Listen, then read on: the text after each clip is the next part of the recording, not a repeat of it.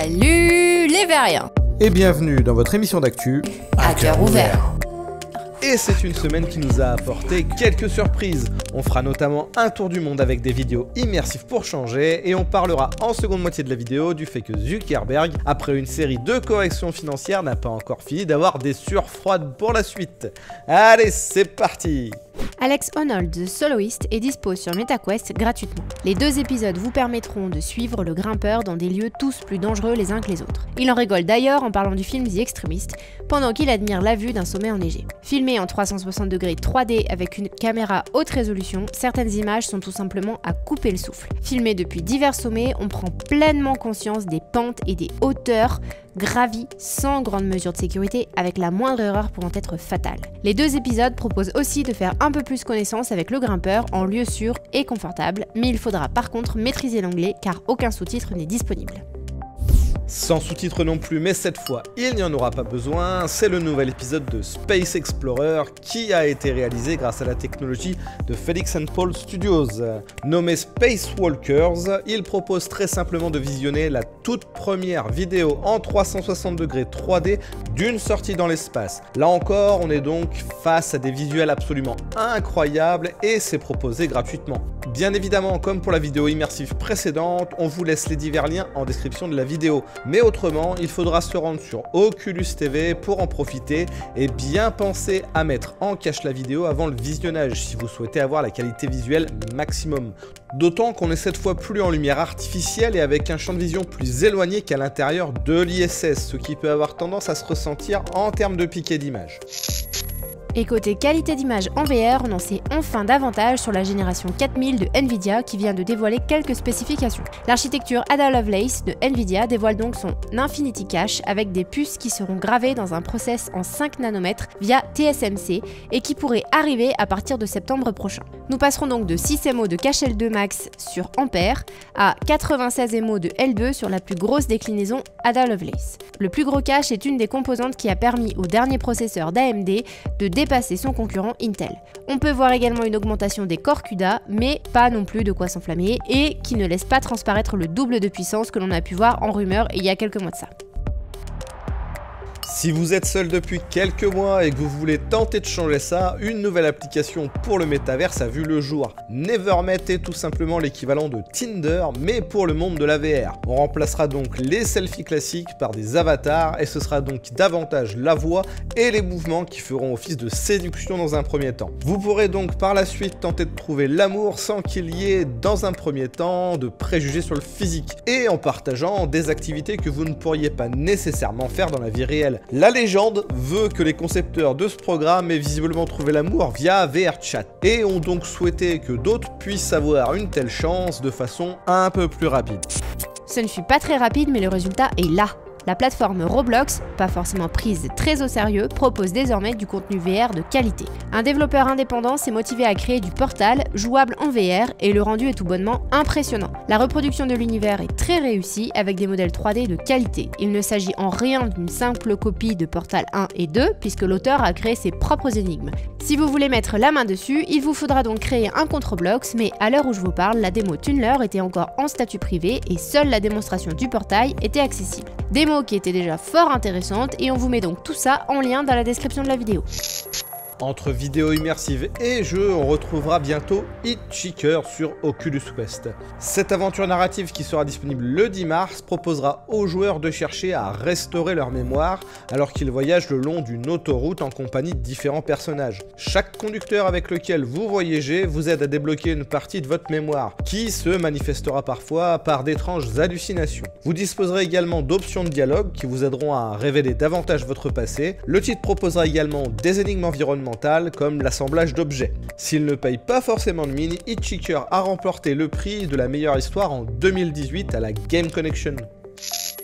Aucun jeu proposé n'a remporté de prix exceptionnel, mais pour autant, certains sont très bons. Le Ultimate VR Bundle 2 de chez Fanatical vous permet de mixer les jeux que vous voulez avec une promotion allant de 9 à 31 €. Dans la liste proposée, on notera l'excellent Fuji, Contractors, Pixel Ripped ou encore Republic VR. Vous pourrez d'ailleurs retrouver certains de ces jeux en test sur notre site et on vous laisse le lien pour la promo en description de la vidéo. Allez, c'est le moment de... L'instant des contracts.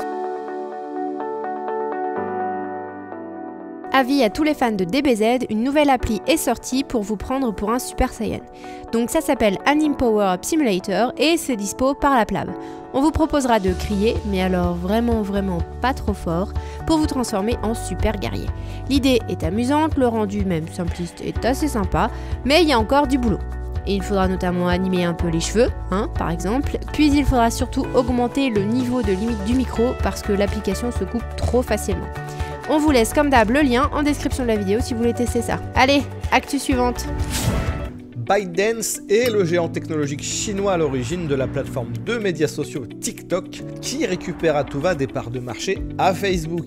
Il a acquis Pico l'année dernière et vient de s'associer à Qualcomm pour les appareils XR. Pico propose actuellement le Pico Neo 3 qui présente des caractéristiques similaires à celles du Quest 2 de Meta, mais il n'est pour le moment pas vendu aux consommateurs occidentaux. Qualcomm fournira donc par la suite le Snapdragon Space XR qui alimentera donc les prochains casques de Pico. Cette technologie propose le suivi de la position des mains et des fonctions avancées telles que la détection de plans, la reconnaissance d'images, le maillage spatial, l'occlusion et la compréhension de la scène qui nous entoure. Cela signifie que Pico sera à la pointe de la techno AR/VR pour les prochaines années et pourra concurrencer frontalement et sans retard technologique les prochains casques de Meta. Et un casque proposant des expériences similaires à coût maîtrisé tout en respectant un peu plus votre vie privée risque d'être une concurrence qui va faire très mal s'il finit par arriver sur le marché occidental. On ne sait pas si ça va faire mal, mais Nock a enfin une date de sortie. C'est un jeu de sport dans lequel deux équipes composées de 3 joueurs s'affrontent à l'aide d'arcs et de flèches. Mais au lieu de se tirer dessus, les joueurs devront frapper une grosse balle pour l'envoyer dans le filet de l'équipe adverse. Vous aurez la possibilité d'affronter des IA ou des joueurs humains dans des matchs classés ou des parties occasionnelles personnalisées. Le jeu dispose également d'un chat vocal qui vous permettra de vous coordonner avec vos équipiers dans le feu de l'action. Nock sera disponible sur la boutique officielle du MetaQuest 2 le 10 mars prochain. Tale of Onogoro annonce qu'il arrivera finalement lui aussi en mars. Il sera par contre disponible sur Quest et Quest 2. Le titre est censé combiner la culture japonaise traditionnelle et des éléments plus steampunk. Le jeu vous proposera de résoudre des énigmes et de combattre des bêtes géantes nommées Kami avec la grande prêtresse japonaise Haru. Les joueurs manieront des armes célestes pour aider Haru à désactiver les frontières divines et à repousser les Kami. On pourra donc déplacer les objets avec un outil de gravité rappelant quelque peu un certain Half-Life. Un arc nous est aussi montré sur l'image de présentation, mais on n'a pas encore vu ce dernier à l'œuvre. On verra donc si on peut le manier ou non le 17 mars. Le 17 mars également verra l'excellent jeu Mer arriver sur PC via Steam, Oculus et Viveport. Initialement sorti sur Quest, le titre avait reçu d'excellentes critiques générales. Mer est un jeu d'aventure inspiré d'Ico et de Shadow of the Colossus et suit une jeune fille qui se retrouve bloquée dans des ruines anciennes. Vous contrôlez un oiseau mécanique qui aide la jeune fille à résoudre plusieurs énigmes en passant d'une scène à l'autre. Le studio affirme que la nouvelle version du jeu offre un bien meilleur rendu visuel avec notamment des éclairages en temps réel.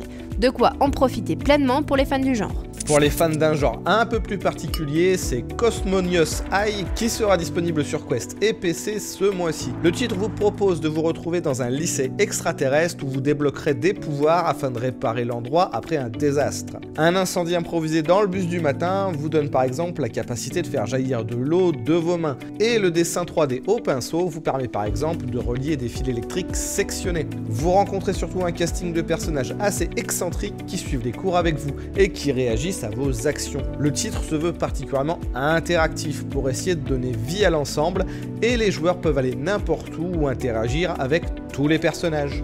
On continuera avec les concepts un peu particuliers puisqu'un projet nommé Townscape est en cours de préparation. Son développeur nous montre quelques images de la première build fonctionnelle. C'est une petite expérience de construction de ville intelligente qui sera donc peut-être disponible à terme en VR. D'un simple clic, on peut faire prendre vie à une ville et la modeler dans tous les sens. À chaque fois, le moteur s'adapte et permet d'avoir quelque chose de cohérent. On n'en sait pas bien plus pour le moment, mais une fois le projet complet en VR, ça risque fort d'être sympathique à tester. Ce qui va être sympathique à tester mais qui risque de prendre du retard, c'est le PlayStation VR 2. Le youtubeur PSVR Without Parole, qui a eu par le passé quelques fuites valides sur le PSVR 2, nous laisse entendre qu'il ne sera pas livré avant le premier trimestre 2023. Ce choix ne viendrait pas de problèmes ou de retard avec la conception du casque, mais bien du fait que la PS5 est encore très difficile à trouver sur le marché. Sony a révélé qu'il avait vendu 17,3 millions de consoles PS5 à la fin 2021, et avec la pénurie actuelle de puces, 32 millions de consoles PS5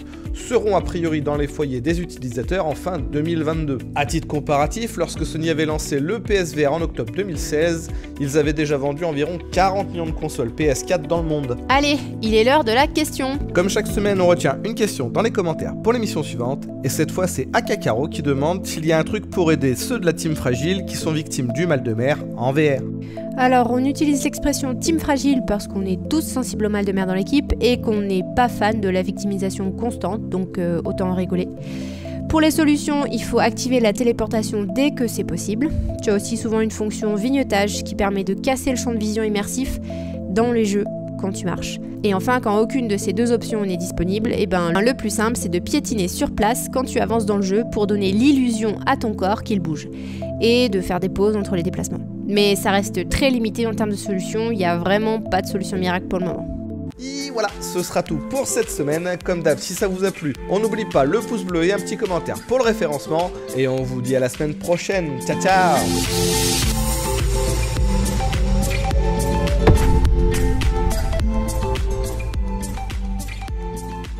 Pour ceux que ça intéresse, les Tundra Trackers commenceront à être disponibles à la vente générale le 10 mars. Côté hardware, il fonctionne vraiment très bien et c'est absolument au top. Il n'y a vraiment aucun reproche à faire. Bon, par contre, côté software, avec MetaHuman, je suis toujours pas au bout de mes peines. Hein. Ça avance, mais c'est toujours pas 100% au point.